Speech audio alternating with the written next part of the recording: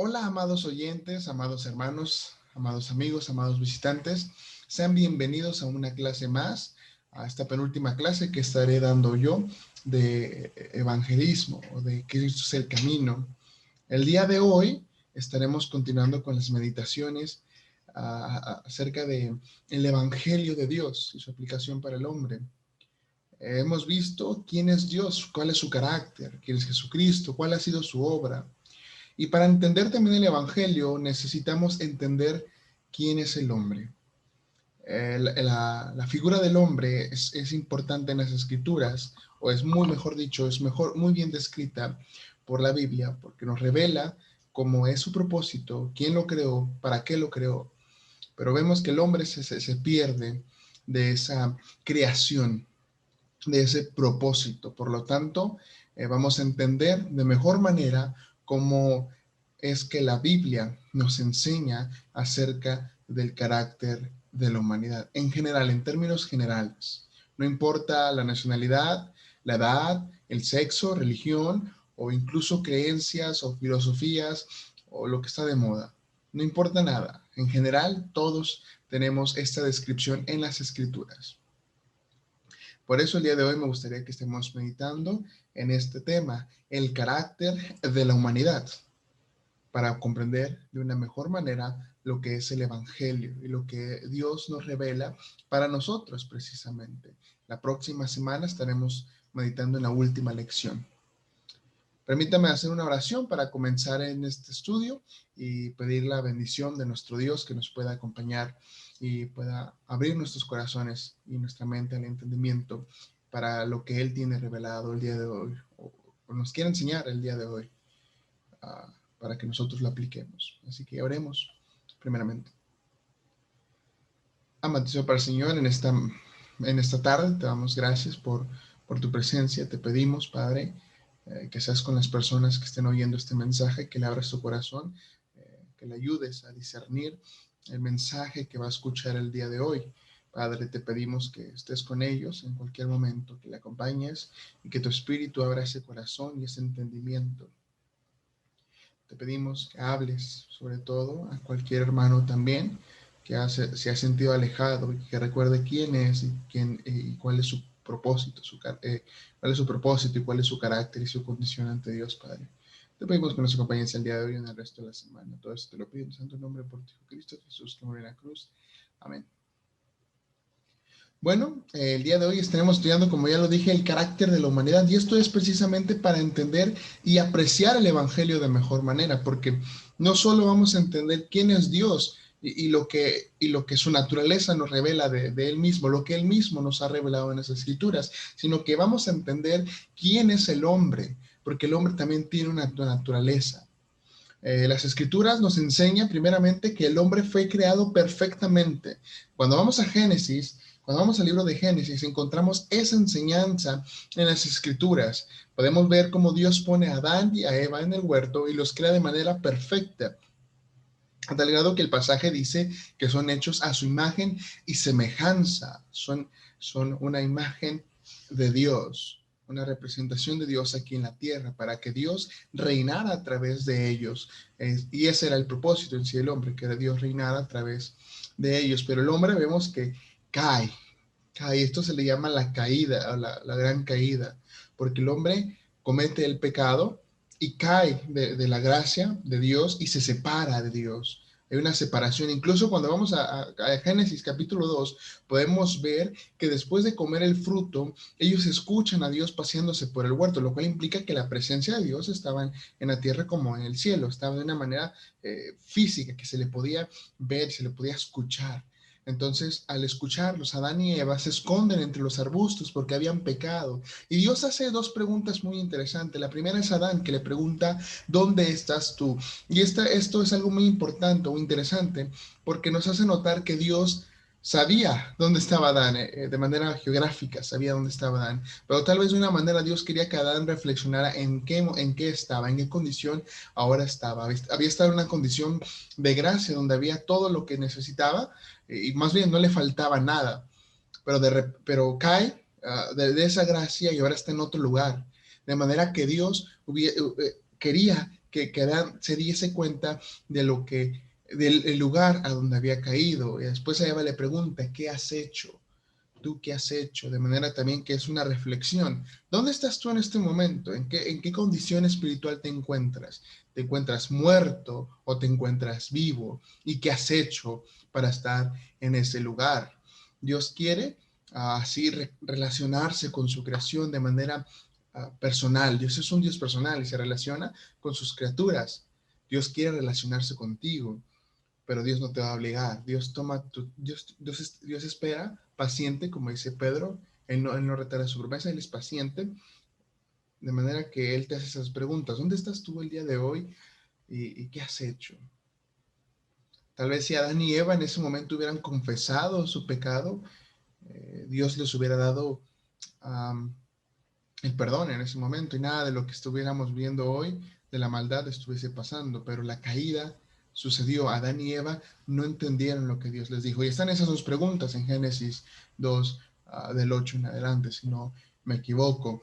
Y podemos también encontrar que el hombre era un ser moralmente perfecto, por así decirlo. Incluso Eclesiastés 7:29 nos enseña que bueno, nos enseñan lo siguiente, aquí solamente esto he hallado, que Dios hizo al hombre recto, o sea, perfectamente, moralmente perfecto en un sentido, pero ellos buscaron muchas perversidades, de manera que su corazón se había entenebrecido, ya no querían buscar a Dios. ¿Por qué? Porque ya habían conocido lo bueno y lo malo, les gustó más lo malo. También Isaías nos recuerda este pasaje, esta idea, es que si bien todos nosotros somos como suciedad y todas nuestras justicias como trapos de inmundicia, y caímos todos nosotros como la hoja y nuestras maldades nos llevaron como el viento, de manera que lo que nosotros hacemos, por aún más bueno que parezca en este momento, solo son simples trapos sucios delante de Dios. Recordemos, como vimos en la primera lección, Dios es santo, Dios es completamente santo. Es como si nosotros fuéramos esos trapos, pero con una tinta negra tan oscura, y Dios fuese un trapo completamente blanco, puro, de manera que es incompatible lo negro con lo blanco, lo oscuro con lo blanco. Y Dios quiere limpiar ese trapo sucio, quiere limpiarnos. Por eso todos nosotros somos pecadores, todos nosotros estamos caídos, no importa que hagamos cosas buenas, eso no nos va a llevar al cielo.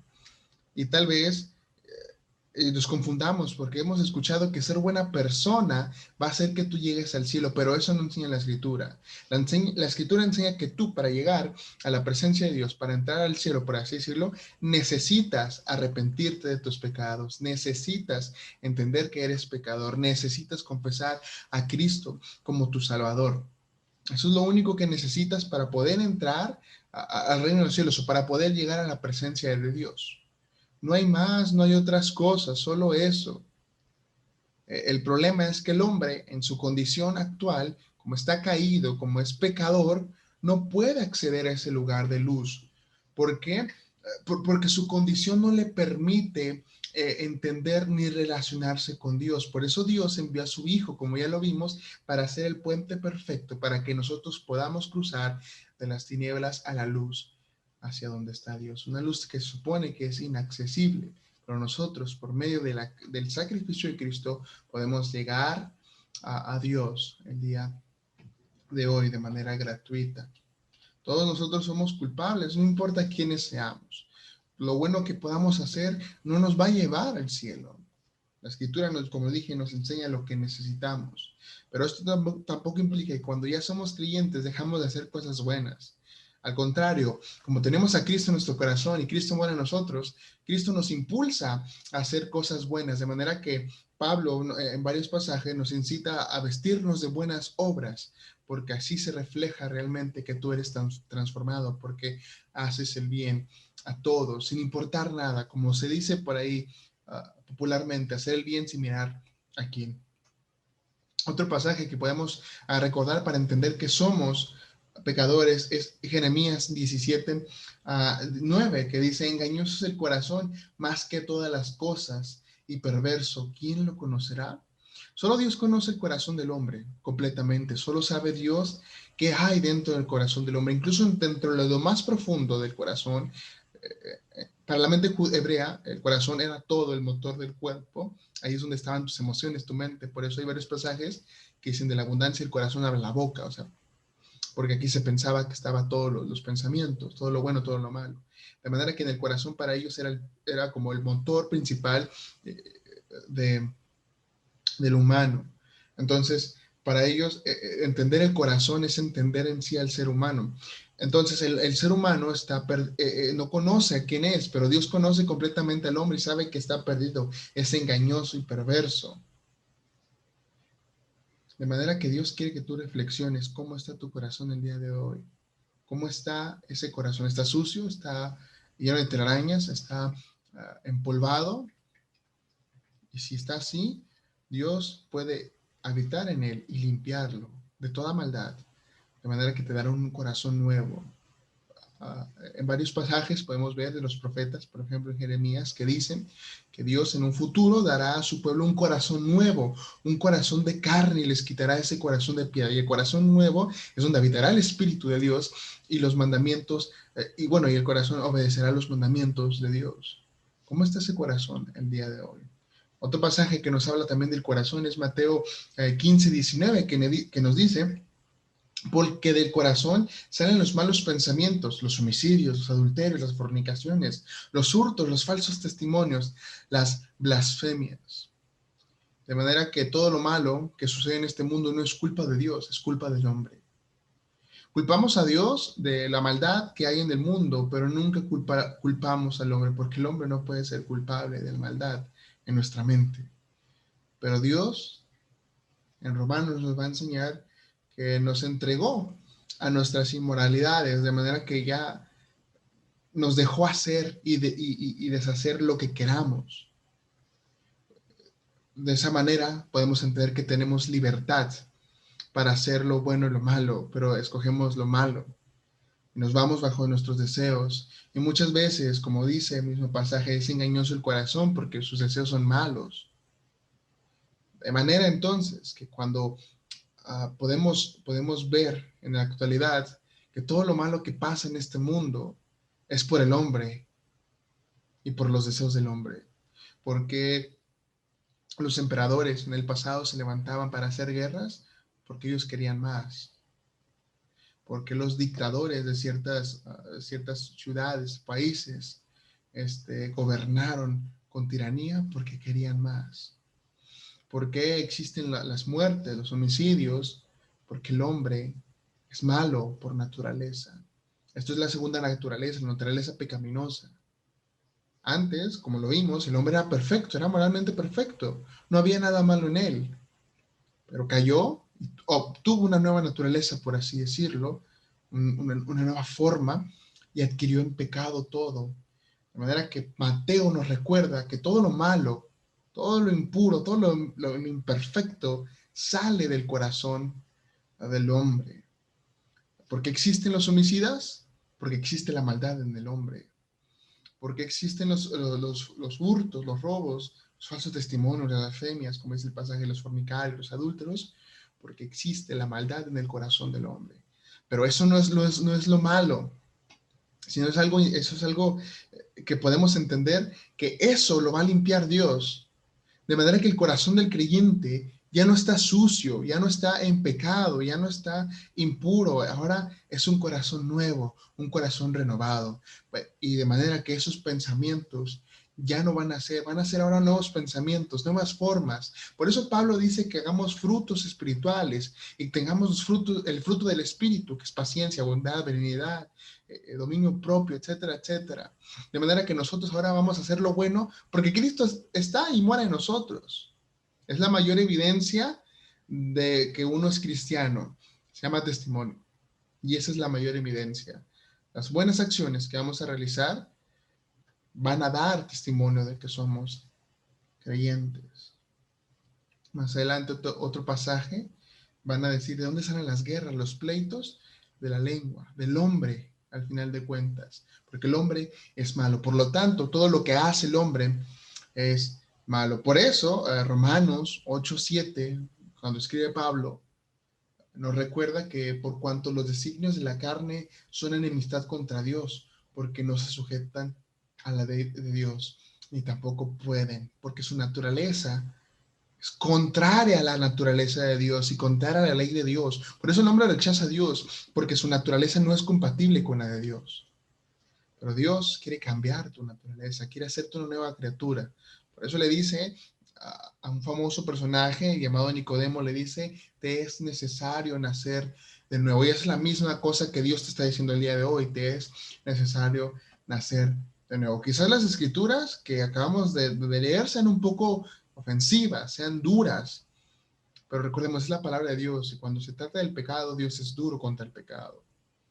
Es importante notar que su acusación es contra la humanidad y esto se puede atestiguar en cada momento de la historia. Podemos ver a líderes perversos que se levantan solo por sus propios deseos.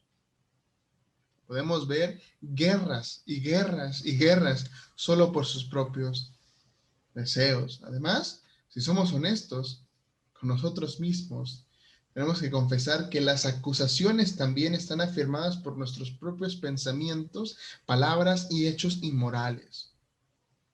De manera que somos imperfectos. Y aun cuando somos creyentes, muchas veces vamos a tropezar, pero eso no implica que nos vamos a quedar caídos, sino que nos tenemos que levantar y pedir perdón. Por eso Juan dice que si confesamos con nuestros pecados, el Señor es fiel y justo para perdonarnos y limpiarnos de toda la maldad. La única condición es confesar tus pecados ante Dios. Todo esto que hemos entendido hasta el día de hoy, hasta ahorita, perdón, nos lleva a lo último de esta lección, que es rápida. Somos culpables y por lo tanto al ser culpables sí somos condenados. Si el día de hoy existiera un juicio en contra de la humanidad saldría culpable. Obviamente el juez es Dios. Entonces la humanidad saldría culpable por su naturaleza. Y al salir culpable saldría condenada por la misma naturaleza. Las escrituras nos enseñan que hay una corrupción moral en el interior del hombre. Y esto nos lleva a cometer actos contra lo que Dios ya ha establecido como justo, santo, amoroso, perfecto. Todos nosotros, sin excepción, no importa la edad, no importa tu sexualidad, no importa tu nacionalidad, tu religión, incluso todos nosotros somos pecadores, sin excepción. Pablo lo va a decir de una manera, eres inexcusable, oh hombre, Romanos capítulo 2. Todo hombre es pecador, todo hombre no tiene excusa delante de Dios. Por medio de los hechos que hemos cometido, somos condenados, porque son malos, van contra la naturaleza de Dios. Si Dios va hacia la derecha, nosotros vamos completamente a la izquierda.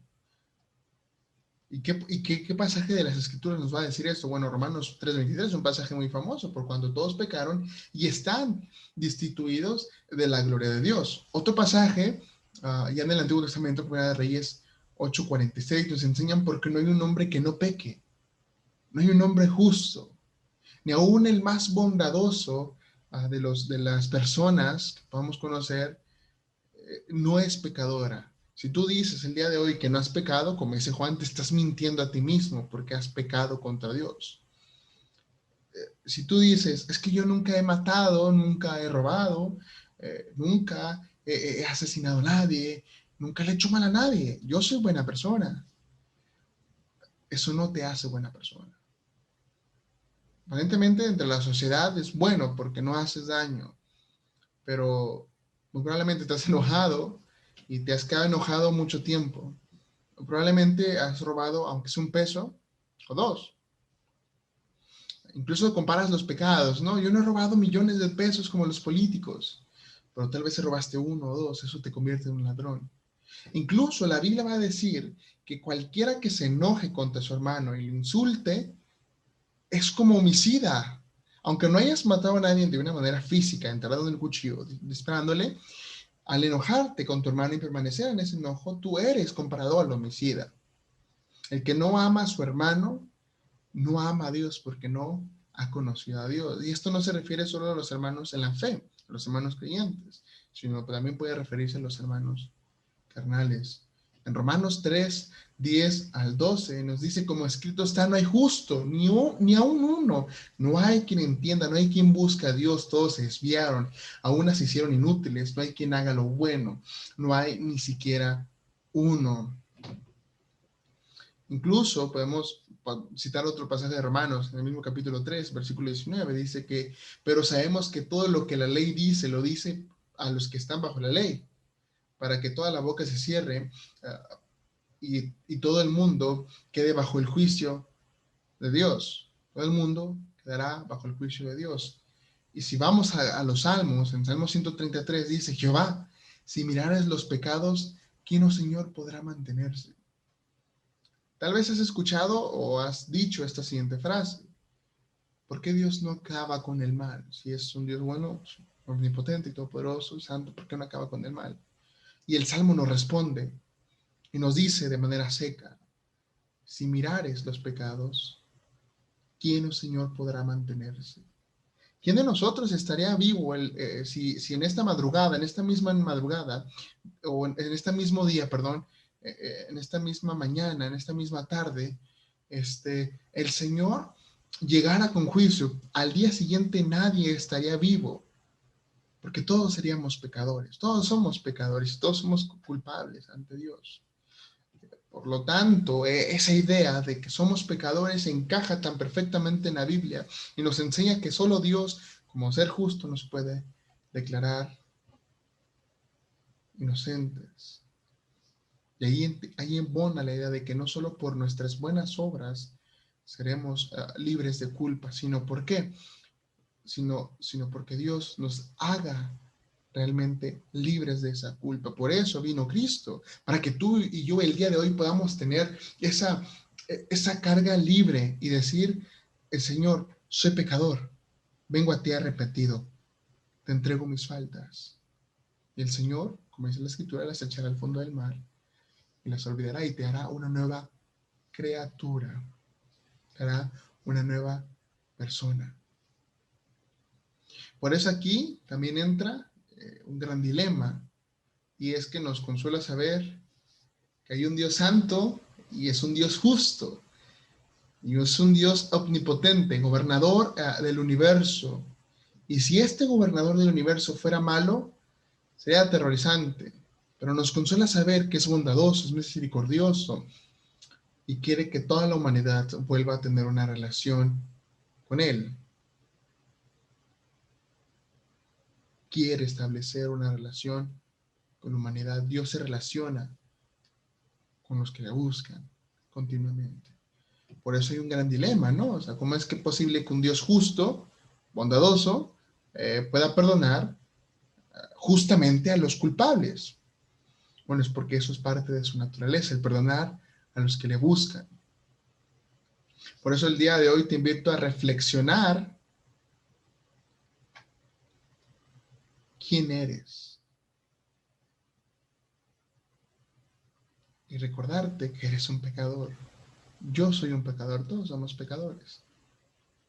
Pero hay una oportunidad y está en tus manos, ante la pantalla, por decirlo en este momento, de arrepentirte, de decirle, Señor, te entrego mis faltas, te entrego mis pecados, todos los entrego a ti. Yo me rindo y me entrego a ti. Sálvame. Y el Señor te va a salvar, pero necesitas venir arrepentido ante el trono de Dios. Y si vas a decir, es que Dios no entiende lo que estoy pasando, déjame decirte que hay un pasaje de las Escrituras en Hebreos que nos va a decir precisamente algo muy interesante, que tenemos un gran sumo sacerdote que es Jesús, que no pueda compadecerse con nosotros, porque Él también fue tentado en todo, pero sin pecado. De manera que ahora tenemos acceso libre a la gracia de Dios para ese oportuno socorro. Entonces, si tú dices, Señor, es que yo tengo este pecado, no vas a entender. O yo sufro esta tentación constantemente, no sabes qué es ser tentado. Jesús te va a decir, tranquilo, yo te entiendo qué es ser tentado. Pero no te preocupes, ven a mí y yo te voy a ayudar. Ahora, esto no implica que lo malo va a desaparecer en un santiamén o del día siguiente vas a ser buena persona ya. Es un proceso constante de seguir creciendo. Es como un niño recién nacido, por así decirlo. Un niño recién nacido no sale caminando del vientre de la madre, o sale hablando un español tan fluido, tan ya bien estructurado, o sale haciendo cálculos de matemática avanzada. No, se necesita un proceso, se necesita crecer, se necesita aprender primero los números, por así decirlo, la suma, la resta, la multiplicación, la división, después aprender lo que viene siguiente. Y así hasta llegar a un grado a que ya puedas dominar todas las ecuaciones y hacerlas de memoria. Para eso necesitas un proceso. De misma manera, el cristiano nace de nuevo, necesita un proceso en el cual se va creciendo constantemente, alimentándose de la palabra de Dios, asistiendo a los cultos de la iglesia, congregándose con sus hermanos, buscando ayuda con otros, para que crezca constantemente. Es como un niño, como lo dije, que acaba de nacer y necesita aprender a caminar. Por eso estamos los hermanos ya adentrados, por así decir, o con tiempo en el cristianismo, para llevarte de la mano en esa vida. No estás solo, estás con nosotros. Por eso el día de hoy te invito a que si has hecho una decisión en tu corazón por Cristo, nos llames, tengas contacto primero en nuestra página de Facebook, Pip Juárez, o nuestras redes sociales, o nuestra red social en YouTube, o nuestro correo, o nuestro teléfono, que se proporcionará al final de este video, si no me equivoco. Así que tienes esta invitación. También te invitamos a los cultos, a todos los domingos, a las 11 de la mañana y a las 4:30 de la tarde. Por el momento son de manera presencial. Si tú gustas asistir y gustas decir, escuché una clase y hice una profesión de fe, eres bienvenido. Aun cuando no hayas hecho la profesión de fe y quieres saber más, eres bienvenido, pero tienes esta invitación. Arrepiéntete de corazón. Recuerda que eres pecador, que eres condenado, que eres culpable, pero que aún así hay un Dios misericordioso que te va a perdonar todos tus pecados y todas tus culpas. No importa el pecado, no importa el tamaño del pecado, Dios te va a perdonar. Así que ten un agradable día y que Dios te bendiga. Nos vemos a la próxima.